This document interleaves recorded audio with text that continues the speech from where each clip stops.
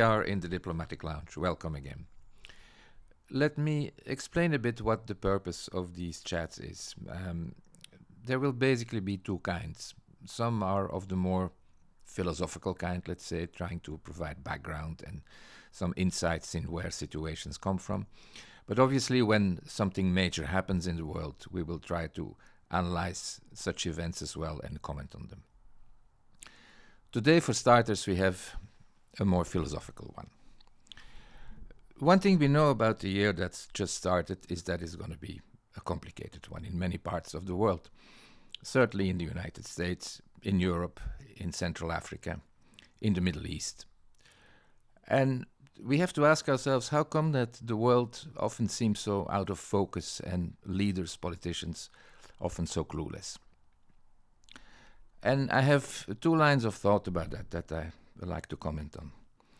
First of all, regarding political systems. After the colonial era, and again after communism ended in Europe, many parts of the world were left with political systems that were invented basically in Europe in the 18th century. And in many instances we see now that those systems don't really mesh with temperament and culture in other parts of the world. That's a painful question because we have nothing as yet to replace liberal democracy with. It is still the best or the least bad of all political systems that we know. So there is a certain anxiety in thinking that we don't know how to cope with many political problems with the systems that are in place nowadays. The other line of thought regards information. During the 20th century, there was an enormous flood of information let loose on populations from the top down. All of this was manipulated. We know that propaganda made Mussolini, made Hitler, made Stalin. What we see today is actually a reversal of the flow of information. Much of it is now from the bottom up. And this creates a very different situation worldwide. The state propaganda, when it was dominant in the 20th century, created an awful lot of evil. Fascism, Stalinist communism, Nazism, and it's not over yet.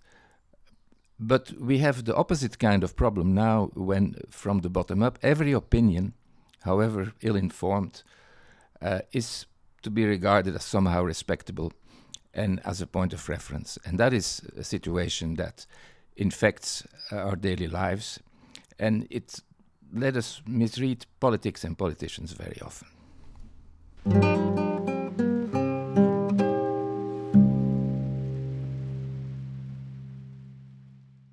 So the fact is that we are facing a crisis both of political systems and of information.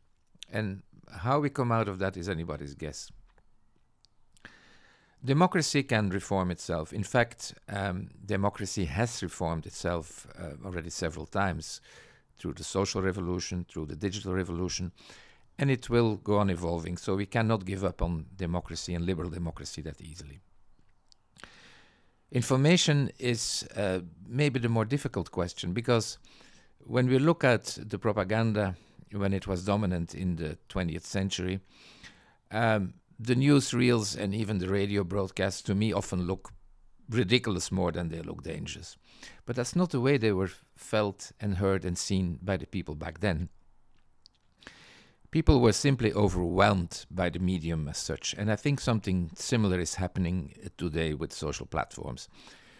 Now, it is the best hope we have that people will self-educate themselves to deal with this excessive flow of information and nonsense in the social platforms, and that getting used to the medium, they will make the best of it, as happened with radio, television, etc. later on.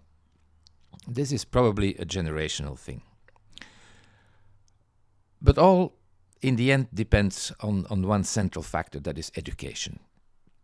Education, especially of young minds, to prepare them for this complicated world that we live in. And education is very much under stress, even in the richer countries. I have good friends at Columbia University in New York, And they commented to me once that when a freshman enters college these days, basically he or she has to be put through high school before being ready for higher education as we see it. And of course, it is the uncritical mind of much of the public that make the social platforms dangerous, because people swallow a lot of stuff that they should not swallow, and that their education and their critical sense should allow them to discard.